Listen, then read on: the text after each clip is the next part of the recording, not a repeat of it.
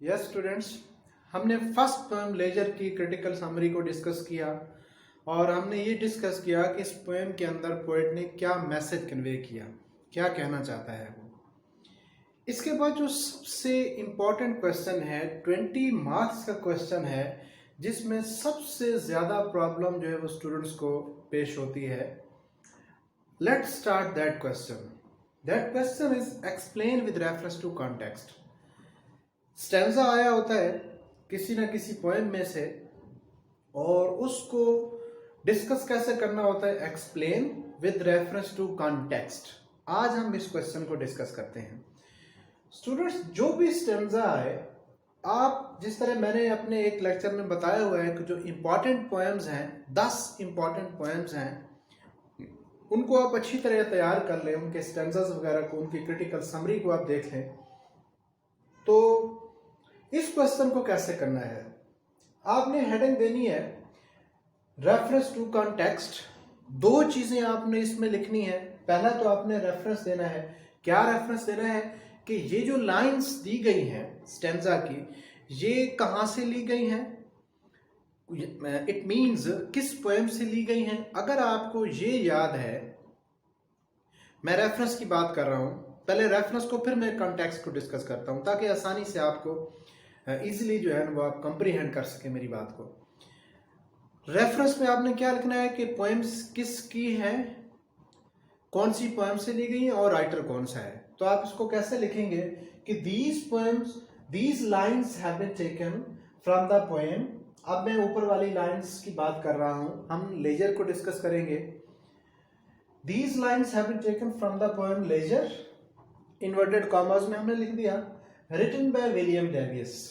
Important question है। जब examiner को यह समझ आ जाती है कि इस स्टूडेंट को पोएम का भी नाम आता है और राइटर का भी, तो इट मीन्स कि इसे पोएम के बारे में भी आइडिया है। तो आपने सबसे पहली लाइन क्या लिखनी है, reference to context, these lines have been taken from the poem.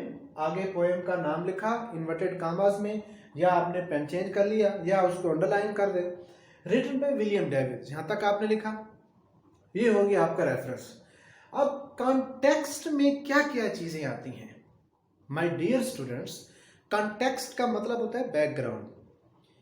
इस कॉन्टेक्स्ट में, कॉन्टेक्स्ट के क्या मानिंग होंगे कि ये जो लाइंस हैं ये कहां से ली गई हैं। कहां से का मतलब है these lines occur in the middle of the poem, in the end of the poem और in the start of the poem. यानी अगर आपको ये कुछ आइडिया है कि ये जो लाइंस हैं ये पोएम के शुरू वाली लाइंस हैं, पोएम के सेंटर में आती हैं, पोएम के एंड में आती हैं, तो वेल एंड गुड। अगर आपको आइडिया नहीं है तो फिर आप इसको इस तरह कॉन्टेक्स्ट को लिखें। आप इसको सेपरेट भी लिख दें तो भी that will be more better than it. कि आप रेफरेंस लिखें, रेफरेंस में आपने ये लाइन लिखनी है कि these lines have been taken from the poem, poem का नाम, रिटन बाय पोएट का नाम, रेफरेंस। कॉन्टेक्स्ट में आपने लिखना है कि दीज लाइन्स, अगर आपको याद है कि ये मिडल से हैं, एंड से हैं या स्टार्ट से हैं, तो आप क्या लिखेंगे कि these lines occur, O double C U R occur, these lines occur in the mid of the poem, in the end of the poem और in the start of the poem. अगर आपको ये आइडिया नहीं है कि ये poem, आपको ये पता है कि ये इस पोएम से ली गई है, इस राइटर की, इस पोएट की ये पोएम है, लेकिन ये पता नहीं है कि ये एंड वाली लाइंस हैं, सेंटर वाली हैं, स्टार्ट वाली हैं, तो फिर आप इसको ऐसे लिखें कि these lines are the body and soul of the poem. These lines are the body and soul of the poem. आगे पोएम का आप नाम लिखें। दूसरी बात जो कॉन्टेक्स्ट में लिखनी है, कॉन्टेक्स्ट में आप सबसे पहले ये लिखा करें कि जो क्रिटिकल समरी हमने डिस्कस की उसमें से कुछ पॉइंट्स लिखने होते हैं। यानी आपने ये लिखना है, सबसे पहले ये लिखा कि वो लाइंस कहाँ से, अगर नहीं है तो आपने क्या लिखना है कि these lines are the body and soul of the poem. आगे पोएम का नाम लिखें, फुल स्टॉप। दूसरा सेंटेंस आपने क्या लिखना है कि in this poem the poet says, या in this poem the poet wants to convey the message, या in this poem the poet says, यानी पोएट का मैसेज जो है, ओवरऑल पोएम का जो मैसेज है वो आपने लिखना है। जिस तरह आप यहाँ पे देखें मैंने पहली लाइन ये लिखी, आप इसको सेपरेट से जो है वो एक हेडिंग दे दे रेफरेंस की, कॉन्टेक्स्ट की सेपरेट आप हेडिंग दे दे। इन दिस पोएम, देखा मैंने लाइंस की बात नहीं की है। इन दिस पोएम आपने ओवरऑल पोएम का लिखना है। In this poem the poet, in this poem the poet criticises modern man.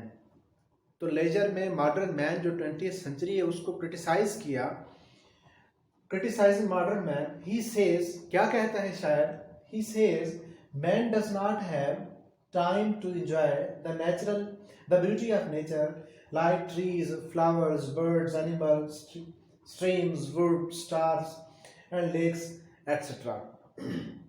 यहाँ तक लिखा। आप इसके साथ आगे ये ऐड कर दें, ठीक है, कि ये याद रखें कि जो कॉन्टेक्स्ट है वो कंपैरेटिवली लेंथी होता है किससे, एक्सप्लेनेशन से, क्योंकि ये पूरी पोएम का आपने रेफरेंस देना होता है, हवाला देना होता है, उसका थोड़ा बहुत समरी डिस्कस करनी होती है, मेन पॉइंट्स आपने लिखने होते हैं।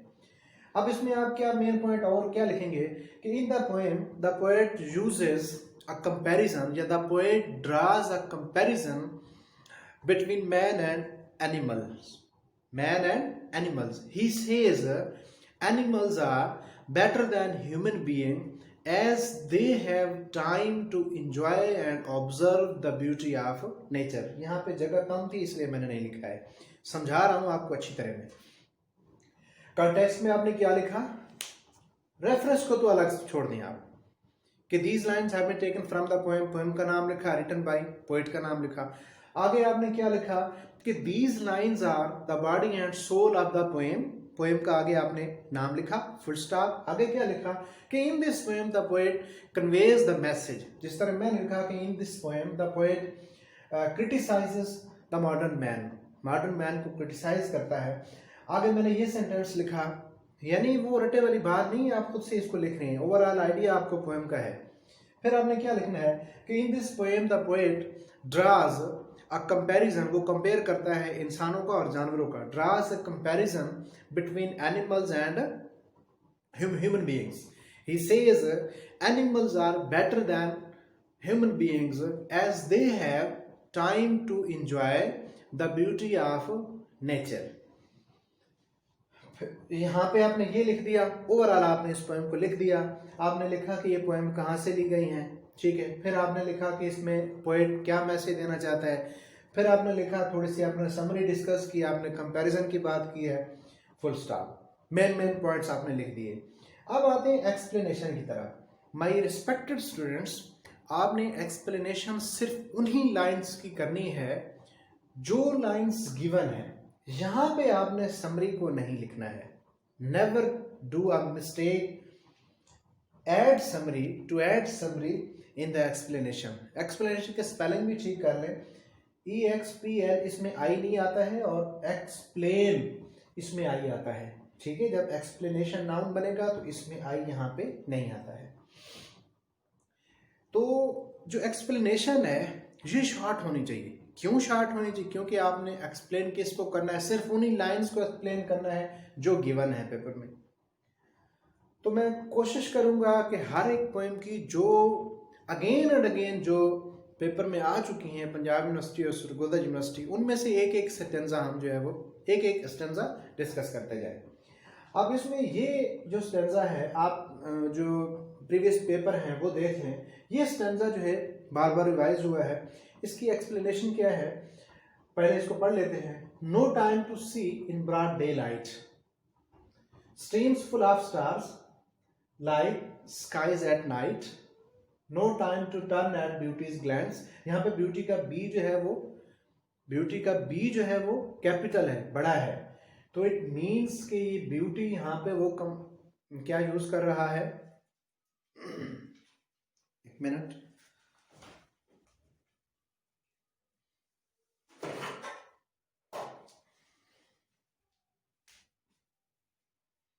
यस सॉरी, ब्यूटी का जो बी है वो कैपिटल है और यहाँ पे ये पर्सोनिफिकेशन यूज कर रहा है। In this stanza the poet uses personification. Personification क्या होता है, अब इसको एक्सप्लेन नहीं करना आपने उसमें जाके, आप इतना लिख सकते हैं कि the poet uses personification. Beauty stands for beautiful girl. Personification हम पहले डिस्कस कर चुके हैं। And watch her feet how they can dance. अब इसको हम स्ट्रेटली जो है इसको हम एक्सप्लेन करते हैं कि in these lines the poet criticises modern man. थोड़ा सा आपने लिंक किया इन लाइन्स को कि in these lines the poet criticises modern man, comma, as he doesn't have time to observe the natural beauty like the reflection of stars in the streams at night। यही वाली बात हम कर रहे हैं, ये वाली बात कर रहे हैं। stars like skies at night, like the sky, जिस तरह आसमान भरा होता है तारों से, इसी तरह इनका जो रिफ्लेक्शन है वो नदी में पड़ता है तो इंसान के पास टाइम नहीं होता ये हसीन मंजर देखने के लिए। फिर नेक्स्ट लाइन में उसने क्या कहा है, the poet says we miss the beautiful sight. I कभी यूज नहीं करना, वी हम यूज कर सकते हैं। The poet says we miss the beautiful sight of a beautiful girl who is dancing. बेशक आप इसकी वर्डिंग चेंज कर लें, मेरा मकसद जो था इस स्टैंजा को डिस्कस करने का, एक तो ये इंपॉर्टेंट है, दूसरा मैंने मेथड डिस्कस किया कि आपने रेफरेंस लिखना है, कॉन्टेक्स्ट में आपने क्या क्या चीज़ें लिखनी है, ठीक है।